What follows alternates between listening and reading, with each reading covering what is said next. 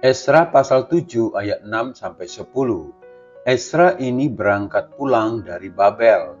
Ia adalah seorang ahli kitab, mahir dalam Taurat Musa yang diberikan Tuhan Allah Israel. Dan raja memberi dia segala yang diingininya oleh karena tangan Tuhan Allahnya melindungi dia. Juga berangkat pulang ke Yerusalem beberapa rombongan orang Israel dan imam, orang Lewi, penyanyi, penunggu pintu gerbang, dan budak di bait Allah pada tahun ke-7 zaman Raja Artasasta.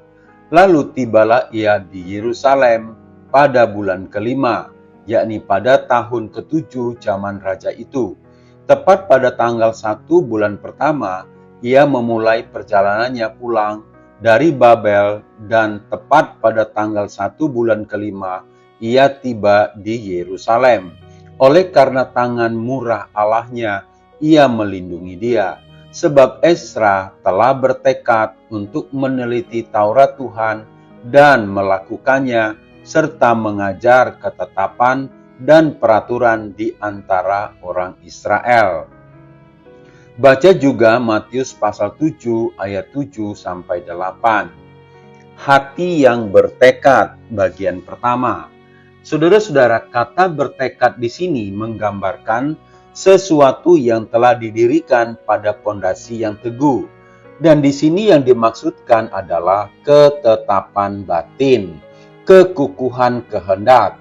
Esra berkomitmen secara teguh pada panggilannya yang berasal dari Allah.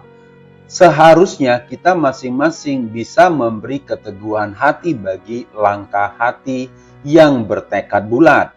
Namun sering kita terombang-ambing dalam keraguan dan kerapuhan. Begitu sering kita menetapkan sesuatu dengan niat yang teguh, namun segera menyimpang, dan kecenderungan hati yang semakin hanyut oleh berbagai kemajuan zaman modern ini. Ketika kita memulai kehidupan yang penuh dengan tantangan dan godaan, dan juga kemegahan dunia yang dirancang untuk memecah perhatian dan fokus kita dan membelokkan sasaran kita. Jika kita ingin melayani Allah, kita memerlukan hati seperti Esra, yaitu hati yang bertekad atau hati yang teguh. Saudara-saudara, tekad apa yang dimiliki oleh Esra? Yaitu bertekad untuk meneliti. Pertama, Esra berketetapan hati untuk meneliti Taurat Tuhan, ayat 10. Dia mendapati dirinya ada di pusat kerajaan Persia, sebuah metropolis yang kafir, yang menyembah berhala, yang penuh dengan hukum adat istiadat dan praktek agamanya sendiri.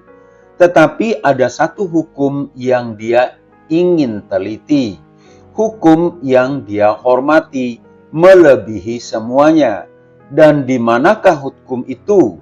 Hukum ini tidak perlu terlalu jauh dan tidak ada di seberang lautan tempatnya, tetapi sangat dekat. Baca Ulangan pasal 30.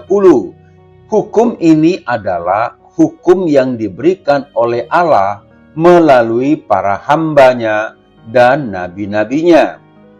Allah telah menjadikannya tersedia dan bisa didapatkan oleh semua orang yang menghargainya, sehingga mau mencarinya. Esra bertekad atau berketetapan hati untuk meneliti hukum Tuhan. Kalau kita sekarang adalah berkat untuk meneliti firman Tuhan, merenungkan firman Tuhan itu siang dan malam, membaca dan merenungkan firman Tuhan setiap hari. Saudara-saudara, mengapa firman itu perlu direnungkan setiap hari?